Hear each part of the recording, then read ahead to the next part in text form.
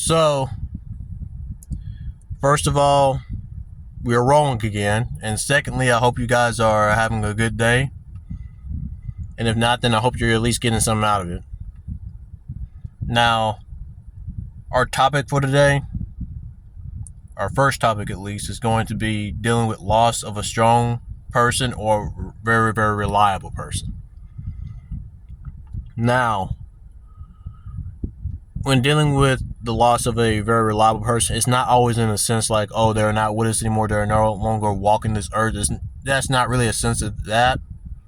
Although it can easily involve that, for whatever reason why they maybe left, they had to go off somewhere else, or maybe there was a major disruption in life and they have to, for whatever reason, go off somewhere. In dealing with that, you have to recognize that this is also a sign for you to maybe grow and develop as a person as well. To where other people may start looking at you as that strong individual or as that leader or, as somebody who is reliable. And this is a little bit my own philosophy in this. You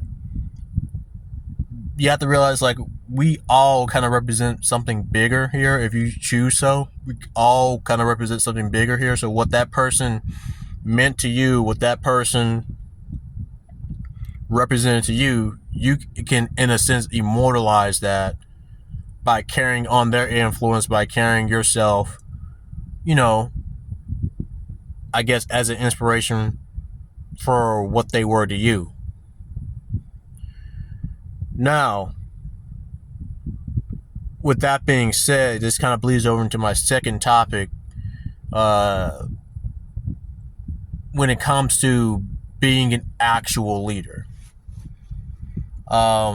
you have to look at it like this. And, nobody's going to be a perfect leader. We all make mistakes. We're all growing and we're all developing, but there is a path that we can choose to follow, or, we can choose when we have ignorance. Say this, whenever you are giving an instruction, whenever, say, you are coaching, or, when you are directing people, and these are just some flaws we all have from time to time, and this is just some stuff I've seen. You have to realize, why are you there in the first place? And, this is something that you can probably keep to yourself, or if you want to, you can probably share to be completely transparent, but you have to ask yourself, why are you there in the first place?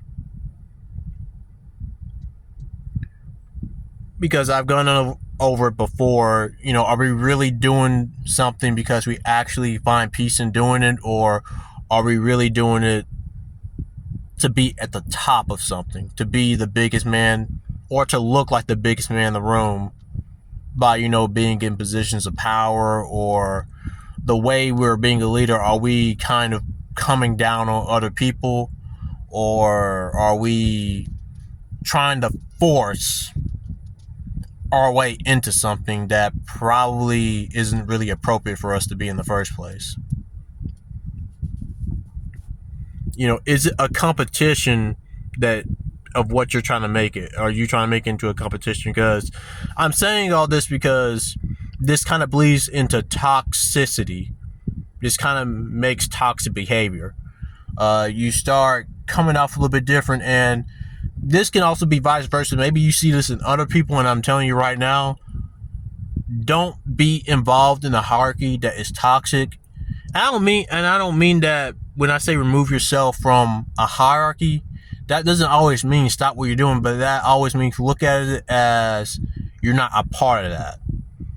Like, you can still work with them. You can still, if it's pleasant enough and if you're willing, you can still work with them. But as far as that hierarchy goes, as far as like what they're trying to make you're not a part of that.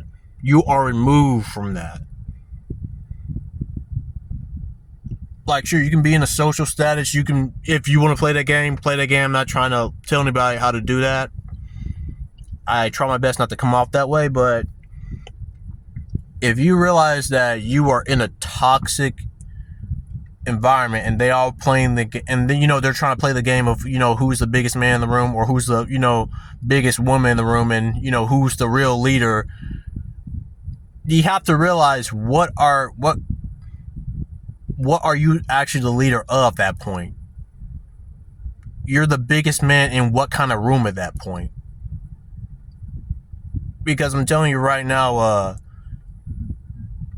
stuff like that kind of becomes so toxic to where everything kind of just becomes nothing. Like nothing's really of value anymore because you guys don't really find peace in what you're doing. You're not really having any significance. It's just making it about everybody else except you.